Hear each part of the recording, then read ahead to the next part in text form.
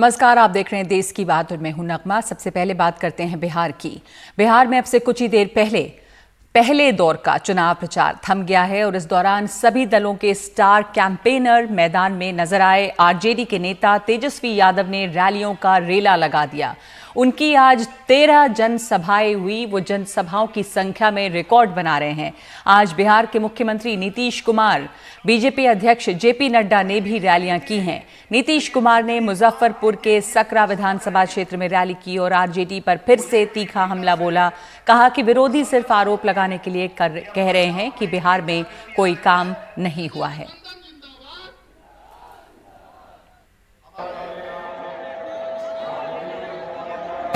रोजगार से लेकर के नौकरी से लेकर के शिक्षा तक आप भले ही कोई बोलता रहे, जान लीजिए ये सब में कोई दम नहीं है, कोई काम नहीं किया। जिनको किसी चीज की जानकारी नहीं, अनुभव नहीं है, अपने सलाहकारों के माध्यम से कुछ भी बोलना और मेरे खिलाफ बोलना, हमको इन सब चीजों से कोई मतलब नहीं है। मेरे खिलाफ बोलने वालों को खूब प्रचार करने का मौका मिलता, कर लो प्रचार, हमको क्या लेना देना उससे। हमको अपने प्रचार से मतलब नहीं है। हम तो पूरे बिहार को एक परिवार मानते हैं और कुछ लोग हैं जो अपने परिवार, पति पत्नी, माता पिता, बेटा बेटी, उसी को परिवार मानते हैं। और हम तो पूरे बिहार को एक परिवार मानते हैं। पूरे बिहार की सेवा करना और किसी भी पक्ष की उपेक्षा नहीं करना, तो ये हम लोगों का कर्तव्य है। तो ये काम करते जाए हैं, आगे भी करेंगे। आप मौका दीजिएगा तो यही हम आपके बीच में आए। 15 साल जो व्यक्ति रोजगार नहीं दिया, कारखाना नहीं लगाया, गरीबी नहीं मिटाया, वो अगला 5 साल काम करेंगे। अब गरीबी खत्म करना था तो गरीबी के मुंह आकर मजदूरों से फसल रहा तो मुंह फेर ले। तब हेलीकॉप्टर नहीं चला, तब कहते थे जो जहाँ वहीं रहो। अरे नीतीश कुमार जी रोजगार दे देते तो बिहार में रहता, कहीं बाहर नहीं जाता। अच्छा कॉलेज यूनिवर्सिटी बनता तो बिहार में रहता, अच्छा अस्पताल बनता तो बिहार में रहता। कि यही बिहार की धरती पर 15 साल पहले कोई चुनाव लड़ने आता था तो वो क्या भाषण देता था? वो भाषण देता था कि हम ई जात बा, ऊ जात बा, हम गंगा के ई पार बा, हम गंगा के ऊ पार बा, हम हिंदू बा, मुसलमान बा। करते थे कि नहीं करते थे बताइए? समाज को बांट करके चुनाव लड़ते थे कि नहीं लड़ते थे? इस पार से उस पार की लड़ाई होती थी कि नहीं होती थी? ये नरेंद्र मोदी जी जब से भारत की राजनीति में आए तब से भारत की राजनीति का चाल, चरित्र, संस्कृति बदल डाली और विकास की नई कहानी लिख डाली। इस बात को हमको समझना चाहिए। बिहार चुनाव में ग्रैंड सेक्युलर डेमोक्रेटिक फ्रंट में AIMIM के सुप्रीमो असदुद्दीन ओवैसी ने कहा है कि बिहार का वोटर आरजेडी, जेडीयू और बीजेपी का गुलाम नहीं है। NDTV से बात करते हुए उन्होंने कहा कि बिहार लोकसभा चुनाव में हमारी पार्टी नहीं थी तो क्या चुनाव जीत गए थे। बिहार में ये कहा जा रहा है कि आप वोट काटने के लिए आपकी पार्टी लड़ रही है इलेक्शन। पार्लियामेंट के चुनाव में 40 लोकसभा की सीट है, 39 पर आपने क्यों हारा? मैं जाकर कैंडिडेट खड़ा किया था वहाँ पे। शर्म आनी चाहिए लोगों को झूठा इल्जाम लगाने की। इनमें इंटेलेक्चुअल एरोगेंस और करप्टनेस और डिसऑनेस्टी है, इसीलिए इनको अपने गिरेबान में झांक नहीं सकते। गर्दन बड़ी मोटी हो गई। किशनगंज की एक सीट पर हम लड़े, वहाँ पर कौन जीता? बीजेपी जीती। कौन जीता वहाँ पर? महाराष्ट्र का इलेक्शन कौन जीता? आपने शिवसेना से अलायंस कर लिया, शिवसेना को सर्टिफिकेट दे दिया। तीसरी बात, 190 पार्लियामेंट की सीटों पे बीजेपी कांग्रेस का मुकाबला हुआ, 170 पे बीजेपी जीती, हम थे वहाँ पर। इनकी ये दिमाग की फुतूर है, इनका इंटेलेक्चुअल डिसऑनेस्टी है, इसलिए हार रहे हैं लोग। सर लेकिन आपको नहीं लगता कि वोटों का बंटवारा होगा? कौन? क्या वोटर क्या किसी का होस्टेज है? कोई गुलाम है? हम क्या ज़हनी गुलाम है? लड़ेंगे हम इंशाअल्लाह ताला। क्या बिहार का वोटर किसी का होस्टेज है? क्या किसी का गुलाम? बिहार का वोटर बाशऊर है, वो वोट देगा, उनको वोट देगा जो काम करने के लिए तैयार है और जिनका रिकॉर्ड देखकर देखेगा। क्या काम किया 15 साल? कौन सा काम किया? 15 साल अगर काम करते तो इतना बोलना पड़ता था? आज जोर शोर से मनीष आखिरी दौर पहले चरण के जो आखिरी दिन था चुनाव प्रचार का, तो इस प्रचार में क्या खास नजर आया? प्रचार में कौन छाया रहा? नीतीश कुमार हर जगह बड़े डिफेंसिव दिखते हैं, नाराज होते दिखते हैं। तेजस्वी बहुत जोश में नजर आ रहे हैं अब बिल्कुल। असदुद्दीन ओवैसी भी वहां पर आज पहुंचे थे। कैसा रहा आज का प्रचार? देखिए, भले ही आज प्रचार का पहले चरण के चुनाव प्रचार का आज अंतिम दिन हो, लेकिन बहुत सारे जो स्टार कैंपेनर हैं वो दूसरे चरण में जो विधानसभा क्षेत्रों में प्रचार होना, जो जहां मतदान होना है उसके उन क्षेत्रों में प्रचार कर रहे थे। नीतीश कुमार ने आज जिन 4 विधानसभा क्षेत्रों में प्रचार किया उन सभी क्षेत्रों में दूसरे चरण में मतदान होगा।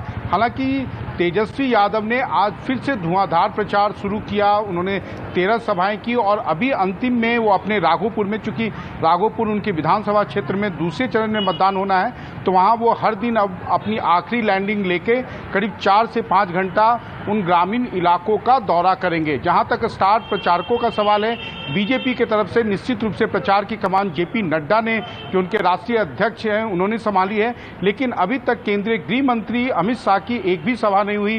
प्रधानमंत्री नरेंद्र मोदी की एक ही दिन में 3 सभाएं हुई हैं और 28 तारीख जिस दिन दूसरे चरण का मतदान होगा, फिर उनकी 3 सभाएं दरभंगा, मुजफ्फरपुर और पटना में होगी। 2 सभाओं में नीतीश कुमार खुद भी उपस्थित रहेंगे। लेकिन अभी तक जो रुझान है उससे तो यही लगता है कि असल लड़ाई नीतीश बनाम तेजस्वी से ज़्यादा नीतीश बनाम बीजेपी है। और नीतीश को अगर चुनाव प्रचार के दौरान गुस्सा आ रहा है, वो अपनी खींच तेजस्वी यादव का नाम लेके उतारते हैं, तो दरअसल उनका असल गुस्सा बीजेपी के समर्थित या बीजेपी के संरक्षण में जिस प्रकार से चिराग पासवान उनके ऊपर हर दिन हमला बोलते हैं उस पर कुछ ज़्यादा है। और नीतीश कुमार को, उनके पार्टी के समर्थकों, वोटरों को इस बात में कोई कंफ्यूजन नहीं रहा है कि चिराग पासवान जो भी कर रहे हैं, जो भी उनकी सभाओं में भीड़ हो रही है, वो सब बीजेपी की असल में समर्थक हैं। बल्कि कल तो कन्हैया कुमार ने हमसे बातचीत करते हुए हमारे कार्यक्रम हम लोग में ये कहा भी कि बीजेपी ने चिराग रोशन कर लिया है, अपने घर को रोशन कर रहे हैं और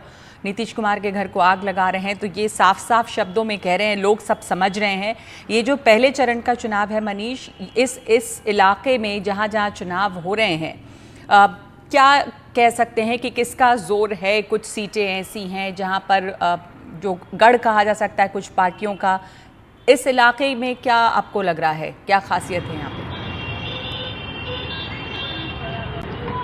नगमा, आपका सवाल थोड़ा साफ नहीं है, लेकिन मैं आपके जवाब में बता दूं कि जो भी तीनों चरण में जो मतदान होंगे उसमें 2 ही चीज़ होगी कि अगर आमने सामने तो एनडीए और महागठबंधन के उम्मीदवार होंगे, जहां पर जनता दल यूनाइटेड के प्रत्याशी होंगे, वहां पर देखना यह होगा कि बीजेपी का जो वोट है, बीजेपी का जो समर्थित जातियां हैं, वो चिराग के उम्मीदवारों की तरफ ज़्यादा वोटिंग करते हैं या नीतीश कुमार के उम्मीदवारों को अपना समर्थन पहले की तरह देते रहते हैं। इसी के ऊपर जो है इस पूरे चुनाव का परिणाम जो है निर्भर करेगा। नगमा, ठीक है, धन्यवाद आपका मनीष। मैं यही पूछ रही थी कि जो पहले दौर में चुनाव हो रहे हैं जिसमें शेखपुरा, जमुई, खगड़िया ये सब इलाके हैं, उनकी क्या खासियत है इन इलाकों की? वैसे जमुई है जहां पर जो चिराग पासवान वहाँ पर डटे रहे हैं, वहाँ से दिग्विजय सिंह की लड़की श्रेयसी सिंह जो है वो चुनाव लड़ रही हैं। धन्यवाद आपका मनीष इस तमाम जानकारी के लिए। आप कह रहे हैं जैसा कि जो मुकाबला है दरअसल वो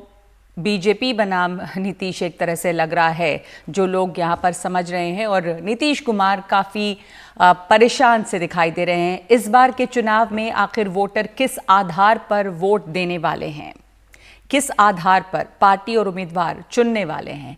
बेगूसराय के साहिबपुर कमाल कस्बे में पहुंचे हमारे संवाददाता रवीश रंजन शुक्ला। उन्होंने शिक्षा, रोजगार के मुद्दे पर कुछ नौजवानों से बात की और जानने की कोशिश की कि आखिर उनका इरादा क्या है। मैं इस वक्त बेगूसराय के साहिबपुर कमाल कस्बे में मौजूद हूं और आज हम बात करने के लिए रोजगार और शिक्षा पर इस जगह पर आए हुए। हमारे साथ में तमाम सारे नौजवान हैं, हम इनसे बात करते हैं। आप अभी क्या काम कर रहे हो? अभी पढ़ रहे हैं। कौन से क्लास में हो? 12th में। अच्छा सॉरी, पार्ट 1 में। पढ़ाई लिखाई अभी कहाँ हो रही है? हाँ। वो तो कोरोना के नाम लेके बंद कर दिया है ना। और आप तैयारी किसी चीज़ की कर रहे हो? नौकरी? हाँ कम। अब तैयारी तो बहुत दिन से कर रहे हैं, मगर बहालियाँ नहीं निकल रहा। नौकरी क्या, रोडे पे छिट्टा लेके घूरेंगे।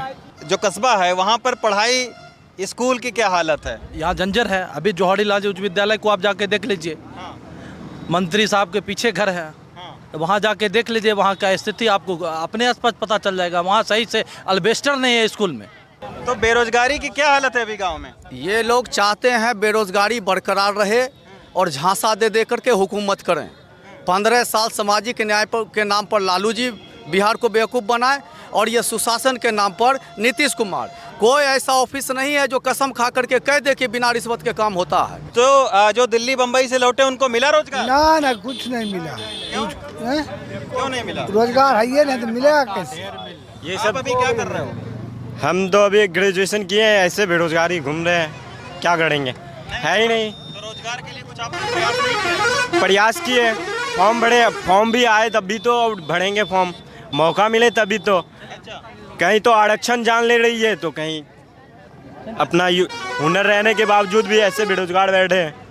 नीतीश कुमार के सरकार में क्या चल रहा है क्या नहीं चल, शिक्षा के नाम पर एकदम खत्म है सरकार। अच्छा, कुछ शिक्षा की व्यवस्था ठीक नहीं चल रही है। ऐसे आपने कर लिया तो आपका कहने का मतलब है कि शिक्षक नहीं रहते हैं, पढ़ाई नहीं होती है? नहीं, कॉलेज में पढ़ाई ही नहीं होती है। शिक्षक रहते हैं पर क्लास नहीं होता वहाँ। फिर आप कैसे पास किए? तो हम अपने गाँव में ही ट्यूशन करके पास किए, ट्यूशन से, और हम अपना जानकारी हम अपने प्राप्त किए। कुछ बहुत सारे लोग मजदूर लौटे होंगे बाहर से, उनको रोजगार का क्या प्रबंध कुछ हुआ? कोई रोजगार नहीं। कोई रोजगार नहीं है? नहीं, मरो अपना भाग से जियो, अपना भाग से। अच्छा, हाँ, तो सारे गांव के लोग ऐसे राज है?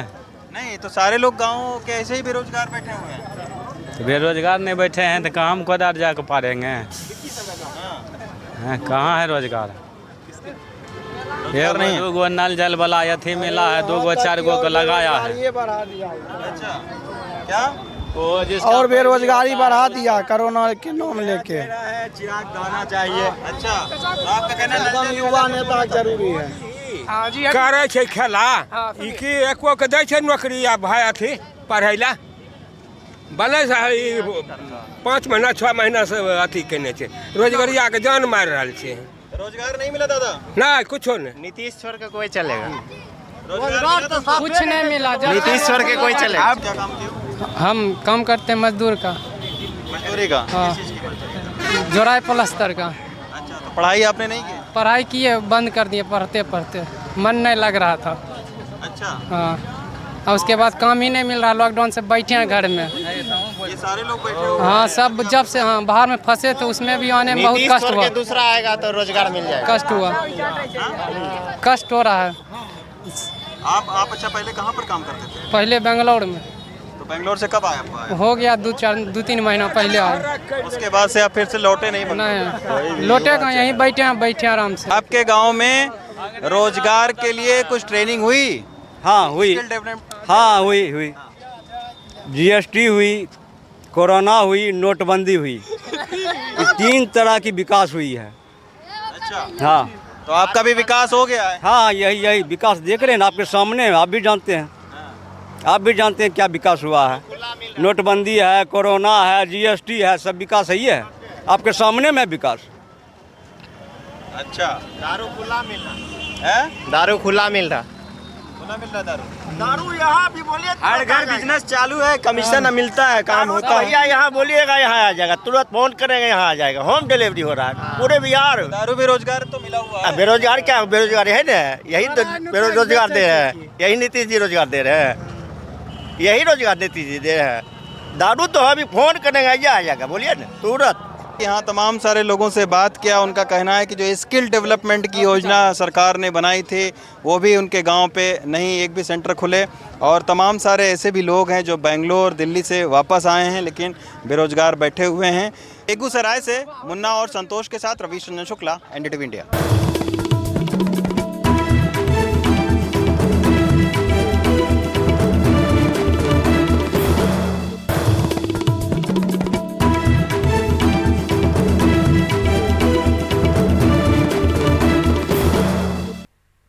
उत्तर उत्तर बिहार के चंपारण को बीजेपी का गढ़ माना जाता है। 2015 विधानसभा चुनाव में जब बीजेपी बिहार के 18 जिलों में खाता नहीं खोल पाई थी, तब भी पूर्वी चंपारण की 12 सीटों में से 8 पर बीजेपी ने कब्जा किया था। इस बार भी बीजेपी प्रत्याशी प्रमोद कुमार हैं, लेकिन उनको अपने क्षेत्र में जनता की भारी नाराजगी झेलनी पड़ रही है। मोतिहारी से 4 बार के विधायक प्रमोद कुमार को घेरकर जवाब तलब करती जनता।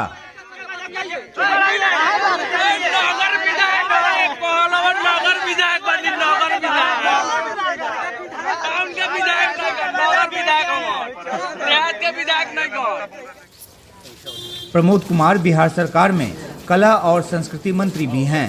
ये घूम घूम कर नीतीश सरकार की उपलब्धियां गिना रहे हैं, लेकिन जनता यहां बंद पड़े आयुर्वेदिक कॉलेज और चीनी मिल को लेकर सवाल पूछ रही है। हमारे मोतिहारी गांधी मैदान में नरेंद्र मोदी आए तो बोले जे हम शुगर मिल का चीनी का चाय हम पी कर जाएंगे।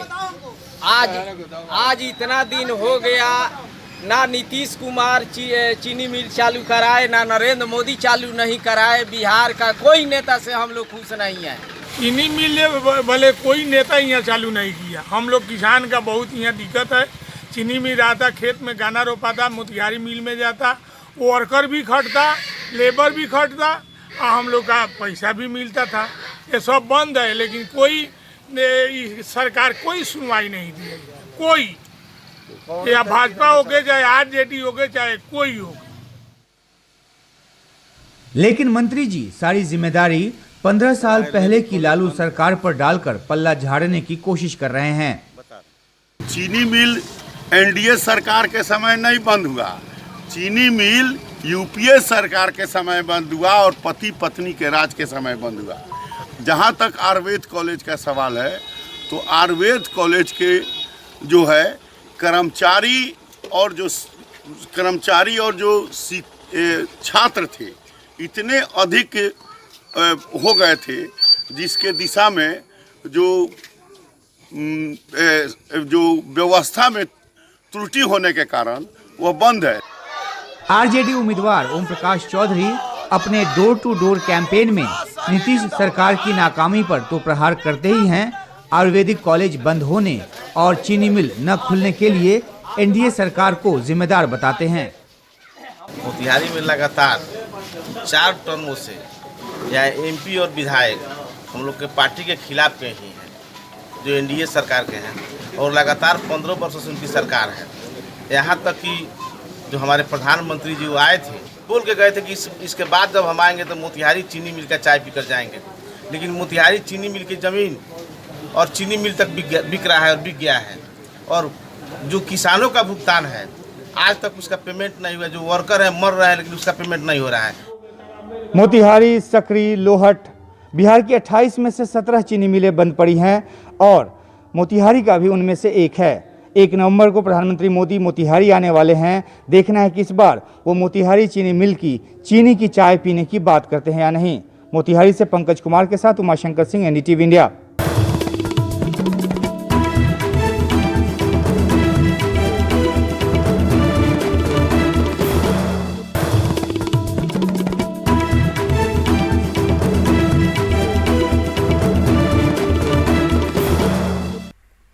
गोहत्या कानून के दुरुपयोग पर हाईकोर्ट चिंतित है। इलाहाबाद हाईकोर्ट ने इस पर चिंता जताई है। हमारे साथ कमाल खान हैं। कमाल, किस तरह से दुरुपयोग हो रहा है इस कानून का? हाईकोर्ट ने क्या कहा है? दरअसल क्या फिक्र है और क्या डर है इलाहाबाद हाईकोर्ट को? देखिए, ऐसा है कि शामली के रहमू नाम के एक शख्स को गाय का गोश्त गैर कानूनी ढंग से रखने या व्यापार करने के मामले में जेल भेजा गया था। ये उनकी बेल ग्रांट करते हुए हाईकोर्ट के ने इसके ऊपर अपना ऑर्डर दिया है, और ऑर्डर में उन्होंने लिखा है, अगर उसका हम हिंदी में ट्रांसलेशन करें, कि बेगुनाह लोगों के ऊपर इस कानून का बड़े पैमाने पे दुरुपयोग हो रहा है। जब भी कोई मीट बरामद होता है, बिना फॉरेंसिक लैब में उसकी जांच के उसको गाय का गोश्त घोषित कर दिया जाता है। ज्यादातर मामलों में गोश्त को जांच के लिए नहीं भेजा जाता। और आरोपी एक ऐसे अपराध के लिए जेल में सड़ता रहता है जो उसने किया ही नहीं है। जब भी गाय बरामद होती है उसका रिकवरी मेमो नहीं बनाया जाता है, गौशालाएं दूध ना देने वाली गायों को नहीं लेती हैं और जनता ऐसी गायों को कूड़ा, पॉलीथीन खाने और नाली और सीवर का पानी पीने के लिए छोड़ देती हैं। गाय और दूसरे छुट्टा जानवर सड़क पर ट्रैफिक के लिए बहुत बड़ी मुसीबत हैं, उनकी वजह से बहुत सारे एक्सीडेंट और मौतें होती हैं। तो उन्होंने कहा कि ये रहमू नाम के जो शख्स हैं ये मौके पे पकड़े भी नहीं गए थे और ये साबित भी नहीं होता है कि ये मीट कहीं इनके पास था या इनका था, लिहाजा उनकी बेल ग्रांट की है। लेकिन उन्होंने एक जनरल बात बताई है कि किस तरह से जो बड़े पैमाने पे इस तरह के मामले हो रहे हैं उसमें कैसे काउ प्रोटेक्शन एक्ट जो है उसका दुरुपयोग किया जा रहा है।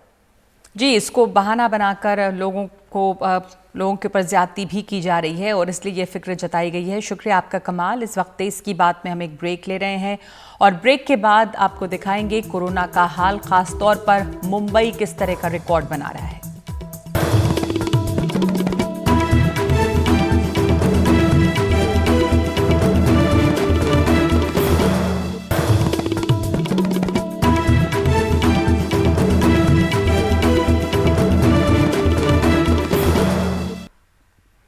मुंबई शहर में कोरोना के मामले अब पहले से घटे हैं, लेकिन मुंबई के नाम एक अजीब सा रिकॉर्ड जुड़ गया है। ये देश का पहला शहर है जहां कोरोना की वजह से 10,000 लोगों की मौत हो चुकी है, जिनमें 85% की उम्र 50 से ज्यादा थी। कोरोना से 10,000 से ज्यादा मौतें, ये एक डरावना आंकड़ा है। मुंबई में कोविड से अभी तक कुल 10,062 लोगों की मौतें हो चुकी हैं। इनमें से 8,580 यानी कि 85% लोग 50 से ज्यादा उम्र के थे और 50% से अधिक लोग ऐसे थे जिन्हें डायबिटीज, किडनी रोग, मोटापा, हाई ब्लड प्रेशर, फेफड़ों की बीमारी जैसी समस्याएं भी थी। स्पेशली द बुजुर्ग जनता जिनको कोमॉर्बिडिटीज है, जैसे डायबिटीज है, ब्लड प्रेशर है, हार्ट प्रॉब्लम है, इनको घर पे होम क्वारंटाइन ट्रीटमेंट के लिए ऑप्ट नहीं करना चाहिए।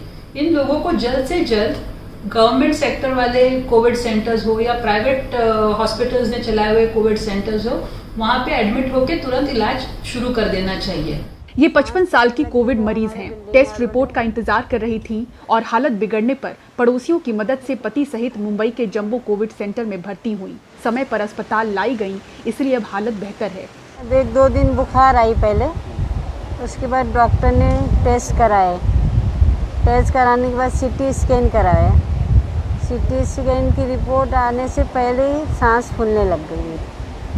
सांस फूलने लगी तो हमारे बिल्डिंग वालों ने यहाँ फ़ोन ऑन करके मेरे हस्बैंड भी को और मुझे दोनों को यहाँ पहुँचा दिया। ये पेशेंट जब भी आए थे इनका कंडीशन इतना अच्छा नहीं था। She was positive, having fever, breathlessness, plus इनका शुगर्स थोड़ा अनकंट्रोल था। सो ओवर यहाँ पे हम स्ट्रिक्टली HGT 5 टाइम चेक करते हैं, जो शुगर का टेस्ट होता है। We have a dietitian over जो डेडिकेटेड डायबिटीज़ लोगों को देखते हैं रोज़, उनका डाइट कैसा है, सब कुछ सही से, शुगर फ्री फूड, वो सब कुछ वो मैनेज करते हैं। एंड एज यू नो, अगर शुगर्स अच्छे से कंट्रोल में रहते हैं, इन्फेक्शन भी जल्दी ठीक होता है। हॉस्पिटल रिकॉर्ड्स में ये भी पाया गया है कि मरीज अभी भी बहुत देरी से अस्पताल पहुंच रहे हैं। हालत बिगड़ती है तो सीधे ICU में भर्ती होते हैं, फिर उन्हें बचाना मुश्किल होता है।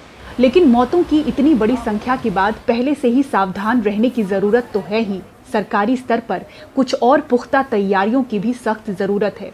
मुंबई से पूजा भारद्वाज की रिपोर्ट, NDTV इंडिया के लिए।